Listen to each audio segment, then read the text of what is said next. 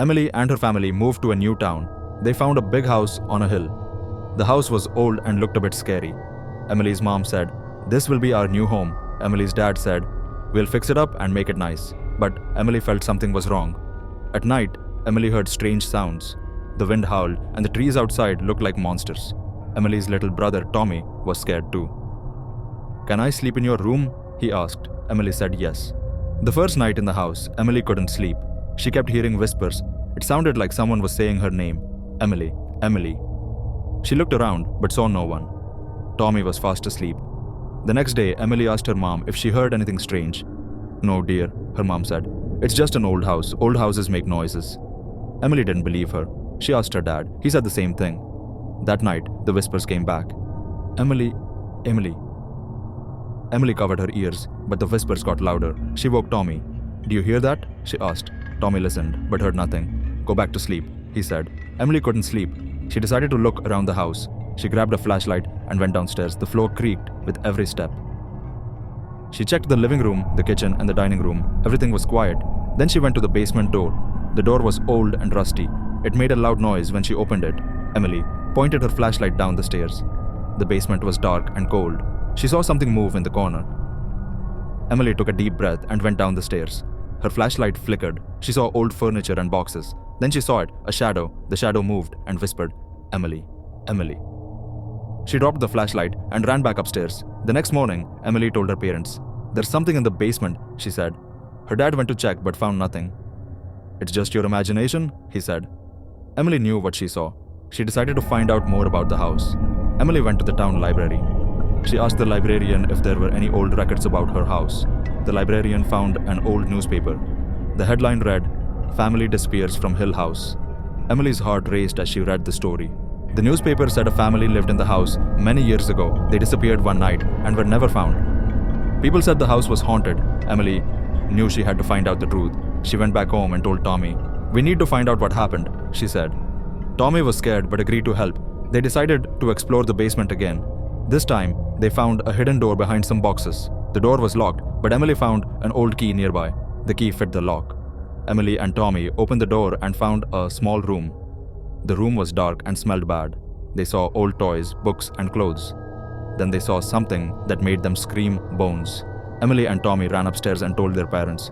"There are bones in the basement," they cried. Their parents didn't believe them, but went to check. When they saw the bones, they called the police. The police took the bones and said they would investigate. That night, the whispers were louder than ever. "Emily, Emily." Emily felt cold and scared. She saw a ghostly figure at the end of her bed. It was a woman. The woman whispered, "Help me." Emily tried to talk to the ghost. "Who are you?" she asked. The ghost said, "I am Sarah. My family lived here. We disappeared. Help us." Emily felt sad for the ghost. "How can I help?" she asked. The ghost said, "Find our bodies. Set us free." Emily and Tommy knew they had to help the ghost. They went back to the basement the next day. They searched the hidden room and found more bones. They also found an old diary. The diary belonged to Sarah. It told the story of how her family was trapped in the house. Sarah's family moved out to the house many years ago. One night, they heard whispers and saw shadows. The shadows trapped them in the basement. They couldn't escape and died there. Their spirits were trapped in the house. Emily and Tommy showed the diary to their parents. Their parents finally believed them. They called a priest to bless the house. The priest said a prayer and sprinkled holy water. The house felt lighter and brighter. That night, the ghost appeared again. "Thank you," she said. "You have set us free." Emily felt happy but also sad. She asked, "Will you go now?" The ghost nodded. "Yes, we can rest now. Goodbye, Emily." The next day, the whispers were gone. The house felt warm and safe. Emily and her family were happy. They fixed up the house and made it nice. Emily never forgot the ghost and the secret of the old house. Years passed, and Emily grew up. She always remembered the old house and the ghost she helped. She wrote a book about her adventure. The book became famous. People came to see the house and hear her story. Emily became a storyteller. She traveled the world and telling stories about ghosts and mysteries.